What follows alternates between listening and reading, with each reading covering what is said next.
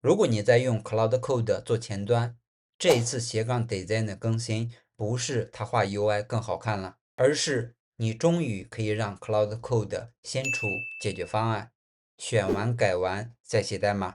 我剛剛實測了訂閱管理器的過程，它每寫一行代碼會給我解決方案，我選出來一個，再讓它修改，隨後按照我想要的設計直接就給我了。今天這個視頻我會演示 Cloud Design 的最新工作流程，看完這個視頻之後，你就能夠決定要不要使用它。這是今天的演示項目，名字叫 Subtrack， 它是一個自動管理續費小工具，所有的功能它已經具備。我們來演示一下。首先進入這個文件，安裝 APM 回車，這裡它很快就安裝成功。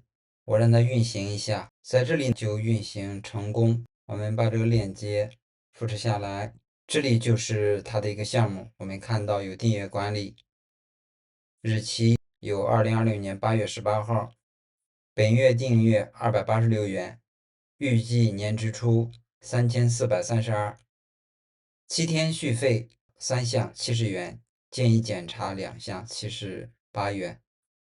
這是全部的未來7天續費。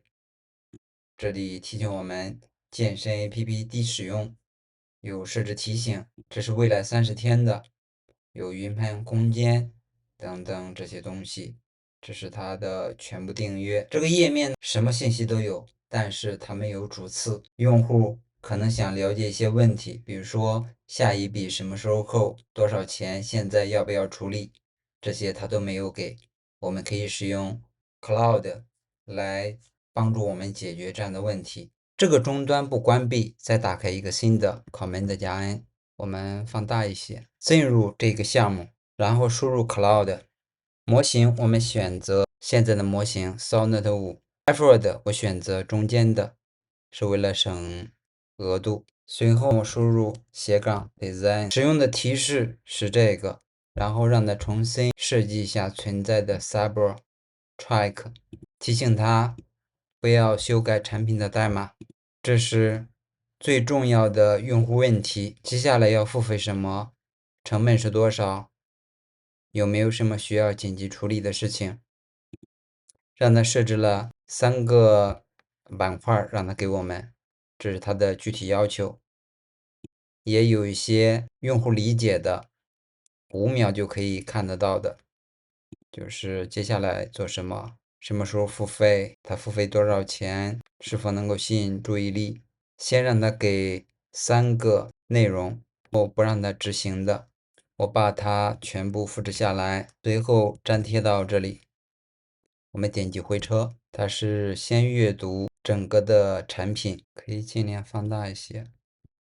我選擇的是自動模式，它自己可以來解決。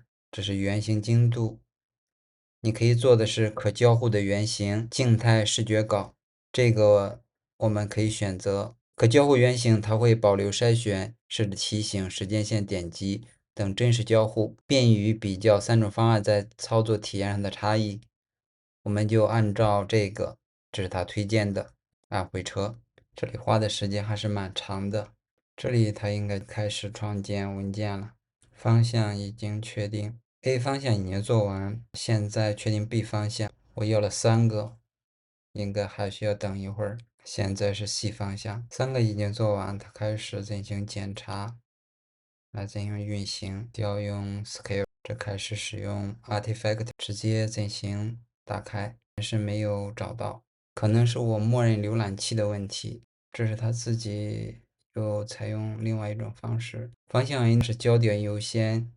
方向 B 是時間軸優先，方向 C 是任務分組，不知道它哪裡出了問題，它讓我選擇一個方向，選擇1 set A， 選擇1，其他的讓它繼續。關鍵我是沒有打開 Artifacts， 這就有點麻煩了。在這裡，這是它給我們的3個方向，你可以做一些改變，這些都是可以改變的。我感覺哪一個不錯，就選擇哪一個。